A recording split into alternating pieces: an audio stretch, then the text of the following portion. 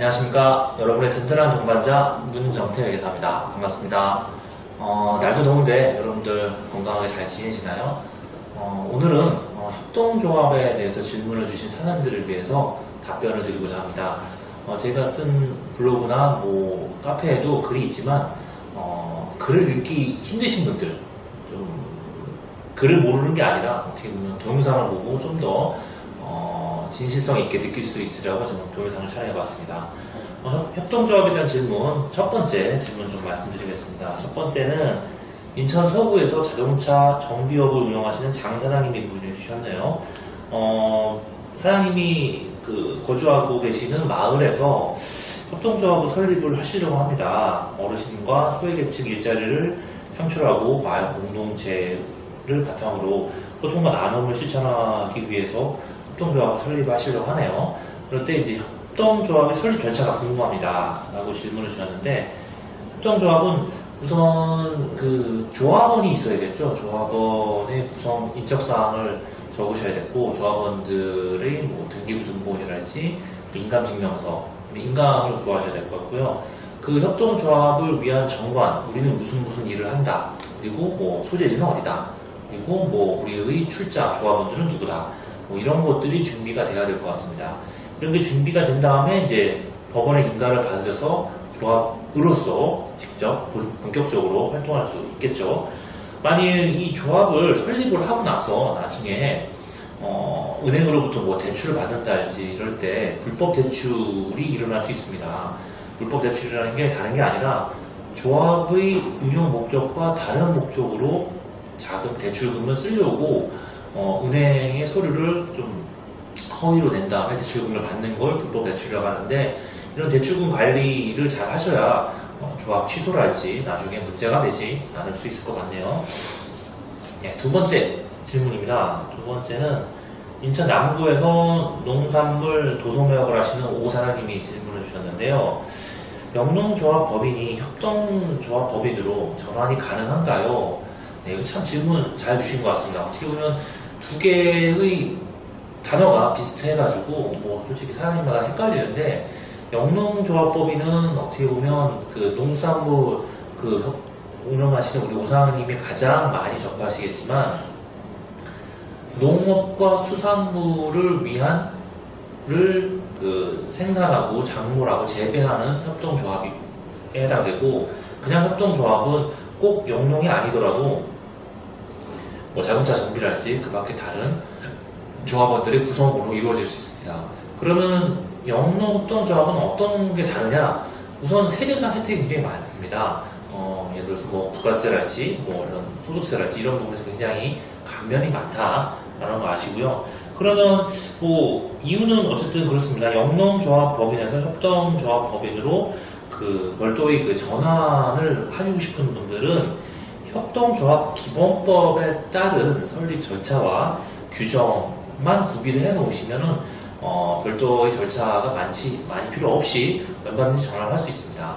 하지만 이런 협동조합도 마찬가지로 주의하셔야 할 게 전환 시 필요 서류를 잘 구비하지 않으시면은 취소가 될 수 있습니다. 근데 만약 이름을 바꿔놓고 계약을 한다 할지 각종 계약을 다 해놓으셨는데 나중에 이게 문제가 될 수 있겠죠. 협동조합으로 계약하는 게 다 취소가 될 수 있습니다. 그러니까 이런 점 유의하시고요. 우리 사장님들도 영농협동조합에서 그냥 협동조합으로 전환할 때 필요한 서류를 잘 구비하시기 바랍니다. 다음은 세 번째입니다. 세 번째는 영등포구에서 건축공사업을 운영하시는 유 회장님이 질문을 주셨는데요. 직원들이 협동조합을 이제 만들고 싶어 한다. 그럴 때 자기가 좀 도와주고 싶은데, 기존에 그냥 우리 회사, 주식회사나 영리법인하고 협동조합이 무슨 차이가 있느냐, 요거를 질문을 주셨습니다. 어떻게 보면 협동조합에 대해서 관심이 있는 분들은 이 부분이 가장 좀 큰 관심이 있을 것 같습니다. 왜냐하면 협동조합을 설립을 하면 어떤 점이 좋은지, 세제상 어떤 혜택이 있는지, 그런 거를 좀 알고 싶어 하시거든요. 우선 협동조합도 어떻게 보면 일반적인 영리법인과 비슷하게 흘러갈 수 있습니다. 왜냐하면 임대소득이랄지 이자소득에 대해서는 기본적인 영리법인하고 똑같이 세금을 냅니다. 하지만 그 밖에 협동조합이 비영리 법인으로서 고유 사업을 활동하는 거에 대해서는 법인세를 면제가 아니라 유예받을 수 있는 조항이 있습니다. 물론 그 조항을 잘 지켜야겠죠. 그렇지 않으면은 세금을 내는 건 기존 영리법인하고 똑같다라는 점만 유념하시고, 만일 협동조합으로서 세금을 절세하시고 싶다면 법인세법이랄지, 그다음에 고유목사업 준비금이랄지 그런 설정에 대해서 좀 알아주셔야 될 것 같습니다. 나중에 이 협동조합을 세무신고 하실 때 이런 세금을 누락해가지고 영리법인하고 동일하다는 걸 잘 모르시고 세금 신고했다가 난 협동조합이니까 세금 안 내도 되겠지 라고 잘못 생각하셨다가 가산세까지 두들겨 맞을 수 있으니까 그런 점 유의하시기 바랍니다. 그 다음에 이제 네 번째 질문입니다. 종로구에서 여행업을 하시는 문 사장님이 질문을 주셨는데요. 협동조합법인 설립을 혼자 하려고 한다. 그런데 등기랑 사업자 등록까지 어느 정도 시간이 걸리느냐라고 질문 주셨습니다.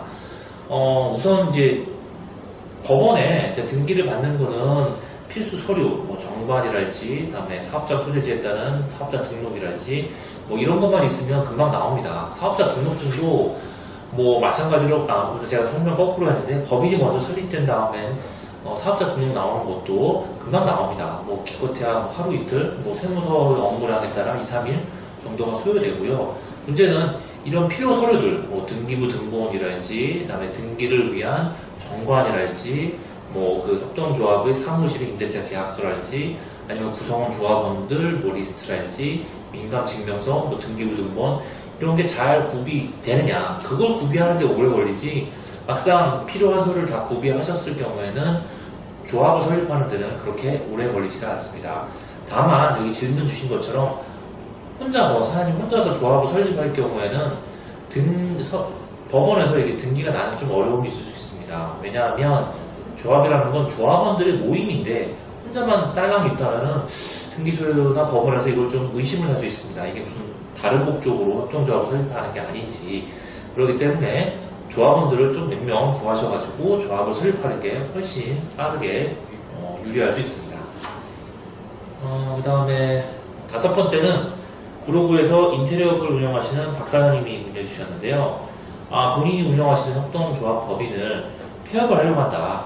어떻게 해야 되냐, 이렇게 문의 주셨습니다.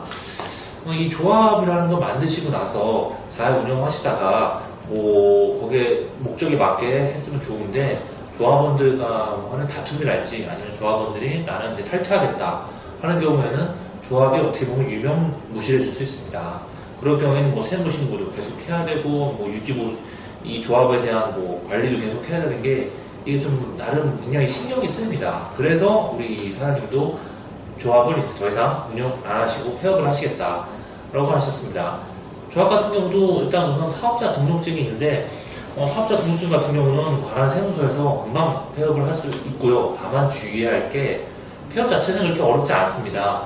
그런데 폐업하실 때 잔존재화랄지, 기존에 세금을 안 낸 거랄지, 잔존재화에 따른 부가세랄지, 이런 부분을 고려를 안 하고 있다가 내가 이 재고자산 못 팔았는데 폐업하고 끝내야겠다 라고 단순하게 생각했다가 부가세를 왕창 두들겨 맞을 수 있으니까, 우리 사장님들도 폐업을 하실 때 이런 부가세 부분이 있다는 걸 꼭 유념하시고 주의하시기 바랍니다. 다음은 이제 여섯 번째 질문입니다. 강남구에서 물류 대행업을 하시는 신 사장님이 문의 주셨는데요.